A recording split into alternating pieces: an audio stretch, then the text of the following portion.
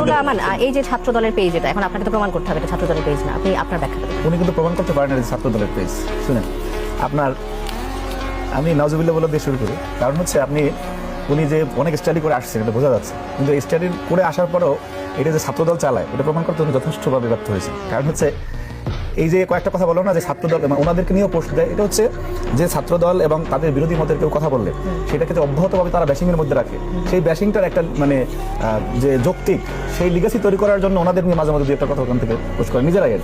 এটা যে জামাত শিবির করতে অভ্যস্ত এ বিষয়ে এটা বাংলাদেশের মানুষ জানে যে এটা নিয়ে আমাদের বিরুদ্ধেও কথা হয়। মানে আপনাকে 50 বার গালি দিয়ে তাদের মনে করেন কোনো একজনকে নিয়ে একবার গালি দিবে, আমার বিরুদ্ধে 50 বার ক্যারেক্টার অ্যাসাসিনেট করে তাদের কোনো একজন নেতাকে দিয়ে একটা কথা বলে জাস্টিফাই হট করার চেষ্টা করছে এমনটা বলছে। অ্যাবসলিউটলি। এবং সেটা ওনাকে যদি প্রশ্ন করে আপনি দেখেন আপনাদের জন্য কি বলছে এবং ওই ভাষাগুলি দেখেন, ওই শব্দচয়ন দেখেন এবং আমাদেরকে নিয়ে যেগুলি করা হয় সেই শব্দচয়নগুলি দেখেন।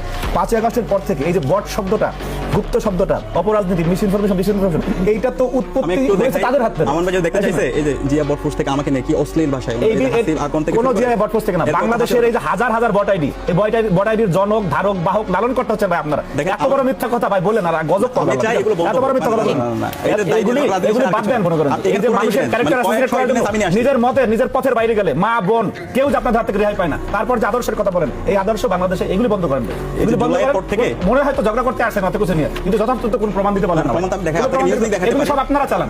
আপনি শুনে আপনি ডাকছেন বিপি না, আপনি ডাকছেন বিপি এই কয় মাসে এগুলি যদি আপনার কথা অনুযায়ী যে আপনাদের বিরুদ্ধে অপপ্রচার হচ্ছে, ঢাকা বিশ্ববিদ্যালয়ে এগুলি ব্যবহার করে আপনি ব্যবস্থা নেওয়ার জন্য কর্তৃপক্ষকে কোনো কথা বলছেন কিনা? আমি লিখিত অভিযোগ দিয়েছেন যখন আপনারা ধরা হয়ে গেছেন, সবগুলো আপনারা করতেছেন, তখন অভিযোগের কথা। এটা তো আপনার ইমানি দায়িত্ব ছিল প্রথম করার। অবশ্যই আমার ইমানি দায়িত্ব, এবং সেই ইমানি দায়িত্ব থেকে আমি নিজেই সাইবার সিকিউরিটি যে টিম আছে পুলিশের, সেখানে আমি লিখিত অভিযোগ দিয়েছি, শাহবাগ থানায় অভিযোগ দিয়েছি। একই সাথে সাদিক খান নিয়ে কথা, এই যে আপনারা গান রচনা করে দিয়েছে যে মিম পেজ দেখে